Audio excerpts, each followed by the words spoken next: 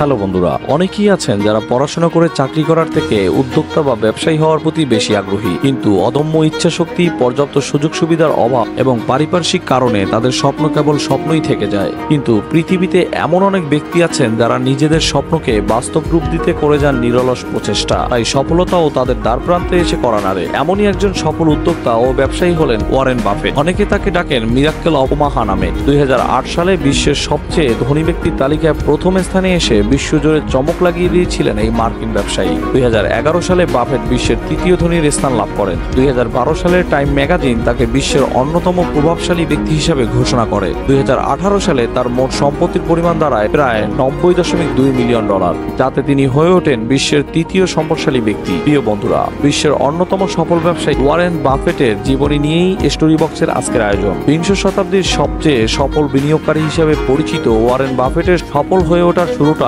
এতটা সহজ ছিল না। ব্যর্থতা বারবার এসে তাকে ঘিরে ধরলেও কখনো হার মানেননি তিনি। আশা করি ওয়ারেন বাফেটের সফল হওয়ার গল্পটি আপনাদের বাস্তব জীবনে আরো উৎসাহিত এবং অনুপ্রাণিত করবে। আর ওয়ারেন বাফেটকে যদি আপনি আগে থেকেই চিনে থাকেন, তাহলে তা কমেন্ট বক্সে আমাদের এখনই জানিয়ে রাখুন। 1930 সালের 30 আগস্ট ওয়ারেন বাফেটের জন্ম হয় মার্কিন যুক্তরাষ্ট্রের নেব্রাস্কা অঙ্গরাজ্যের ওমাহাতে। তার পুরো নাম ওয়ারেন এডওয়ার্ড বাফেট। তার বাবার নাম হাওয়ার্ড বাফেট এবং মায়ের নাম লীলা বাফেট। 3 সন্তানের মধ্যে তিনি ছিলেন দ্বিতীয়।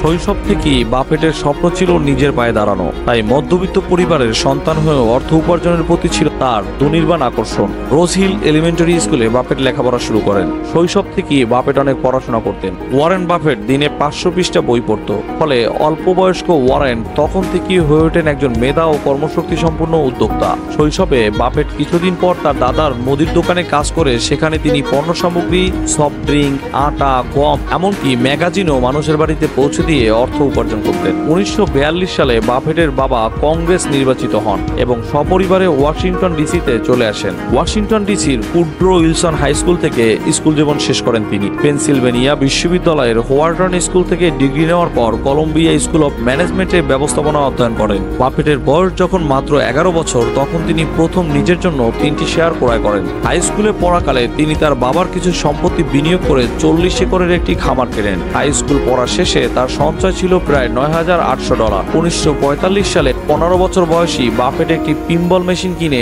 এক নাপিতের দোকানে রাখেন। কয়েক মাসের মধ্যেই তিনি কিনে ফেলেন একই রকম আরো একটি মেশিন। এভাবেই কিশোর বয়সী ব্যবসায় জড়িয়ে পড়েন তিনি। ওয়ারেন বাফেটের আদর্শ ছিল বিখ্যাত investor Benjamin Graham buffet.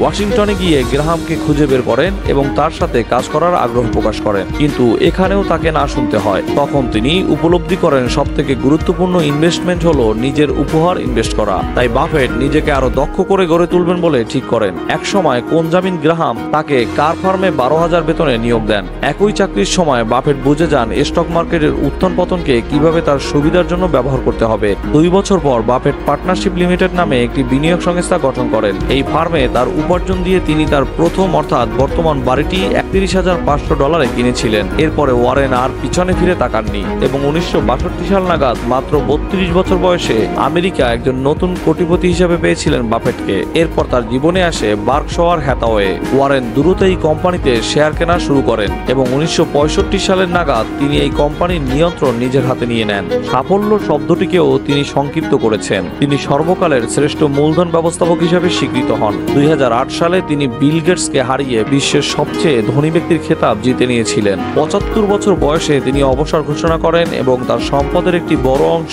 Melinda Gates ফাউন্ডেশনে হস্তান্তর করেন এবং সিমসনকে তার উত্তরসূরি হিসেবে বেছে নেন। ওয়ারেন বাফেটের ব্যক্তিগত জীবন তার পেশাগত জীবনের মতোই উত্তেজনাপূর্ণ। তার স্ত্রী সুসান বাফেটের সাথে তার সম্পর্ক টক মিষ্টি বলা যেতে পারে। এই দম্পতির ঘরে 3টি সন্তান রয়েছে। বিয়ের কয়েক বছর পরে তারা 1977 সাল থেকে আলাদা থাকতে শুরু করেছিল, যদিও তারা কখনো বিবাহ বিচ্ছেদ করেননি। বাফেটের প্রথম স্ত্রী সুসানের মৃত্যুর ঠিক 2 বছর পর ওয়ারেন বাফেট তার বান্ধবী অ্যাস্ট্রিড মেসকসকে 2006 সালে বিয়ে করেন। ওয়ারেন বাফেট ব্রিজ খেলা খুব পছন্দ করেন, তাই তিনি বিল গেটস এবং পল অ্যালেনকে নিজের খেলার সঙ্গী করে নেন। বাফেটের সারা জীবন তার সাথে অতিবাহিত হয়েছে। অনেকে তাকে মিতব্যয়ী বলে উপহাস করতেন, কিন্তু যখন সবাই জানলেন তার হৃদয় কত বড় এবং আয়ের 1/3 অংশ তিনি দান করে দিলেন, তখন মানুষের মাথা তার প্রতি শ্রদ্ধায় নত হয়েছিল। বিশ্বের এই ধনী ব্যক্তি এখনো নিজের গাড়ি নিজেই চালান। তার ডেস্কে কোনো সেলফোন বা কম্পিউটার নেই। ওয়ারেন বাফেট বিশ্বকে শিখিয়েছেন শেষ পর্যন্ত আপনি কত টাকা উপার্জন করেন তা বিবেচ্য নয়, আপনি কিভাবে এটি বিনিয়োগ করেন করেন তা গুরুত্বপূর্ণ। বাফেট বলেছিল, দান করা আমার জীবনের সবচেয়ে বুদ্ধিমান বিনিয়োগ, যাতে আমি লক্ষ লক্ষ মানুষের জীবন পরিবর্তন করতে পেরেছি। বিশ্ববিখ্যাত এই তনকুবেরের বর্তমান বয়স 92 বছর। প্রিয় বন্ধুরা, বিশ্ববিখ্যাত ওয়ারেন বাফেটের জীবনীটি ভালো লাগলে লাইক, কমেন্ট এবং শেয়ার করুন। এমন অনুপ্রেরণামূলক ভিডিও পেতে স্টোরিবক্স চ্যানেলটিকে এখনই সাবস্ক্রাইব করে আমাদের পাশেই থাকুন। ভিডিওটি শেষ পর্যন্ত দেখার জন্য সকলকে অসংখ্য ধন্যবাদ।